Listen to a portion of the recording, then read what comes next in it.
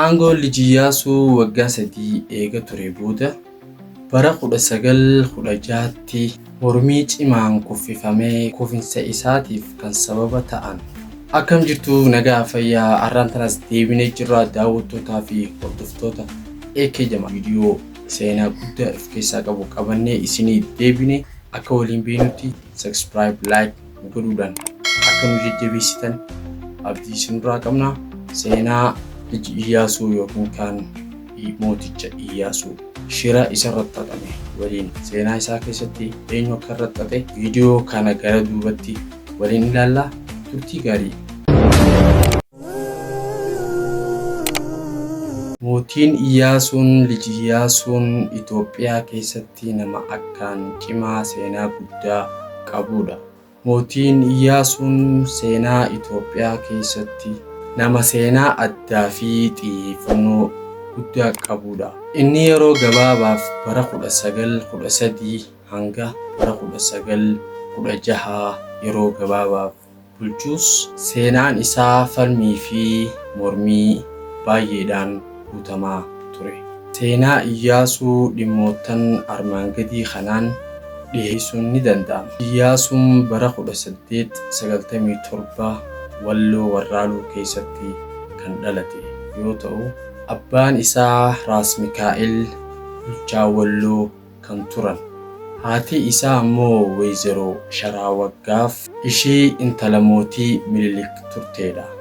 Kanaafuu Iyyaasuun akkoo isaa akakkoo Minilik irraa kan dhalate yoo ta'u, aangoo qabachuu isaa mootii Minilik dhukkubsatanii eega dadhaban booda dhaaltoonni waan hin turreef bara 1909tti Iyyaasuu inni akka aangoo dhaabu labsanii turan. Bara 1913tti eega Minilik du'an booda guutumaan guututti Iyyaasuun aangoo harka isatti galfate. Haa ta'u malee sababa umrii isaatii fi mormii jirtuun kan ka'e muudaa mootummaa guutuu ta'e hin arganne ture. Iyyaasuun ilaalcha dhiphaa sirna sana keessa ture jijjiiruudhaaf tarkaanfiilee ammayyaa ta'an fudhachuudhaaf yaalee ture. Isaan keessaayis amantaa fi sabummaa Oromoo, Somaalee, Affaarii fi isaan fakkaatan daawwachuudhaan isaan bira dhaqee jajjabeessaa kan ture. Keessattuu uummata Musliimaa sirna sana keessatti cunqurfamaa ture. Mirga kennuu fi hirmaannaa isaanii irratti yaaleera. Hojii misoomaarraayis mana murtii fooyyessuu, mana barnootaa fooyyessuu fi poolisii ammayyaa uumuudhaan kan yaalee turedha. Kufinsa isaa bara 1916tti aangoo Iyyaasuu waggaa 3 qofa erga ture booda bara 1916tti mormii cimaadhaan Iyyaasuun kuffifame.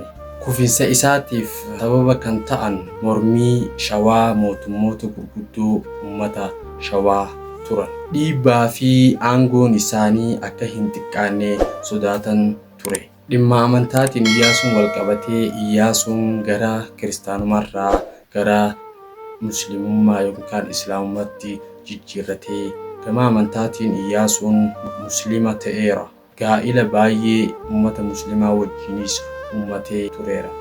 Uummatoota islaamaa wajjin hariiroo qaba jedhanii hoogganoota kiristaanaa ortodoksii waliin taa'anii labsan ture. Akka uummanni isa ganuu fi akka uummanni isa jibbu godhan ture. Waraana addunyaa tokkoffaa irratti Iyyaasuun Jarmanii fi Otomaan Turkii deeggaruu isaatiif mootummoonni akka Ingiliis fi Farans akka inni aangoo irraa ka'uu dhiibbaa godhan ture. Gidiraa fi du'a isaa bara 1916tti aangoo isaarraa kuffifamee eega irraa bu'e booda intalti Minilik Zawdituu mootittii taate.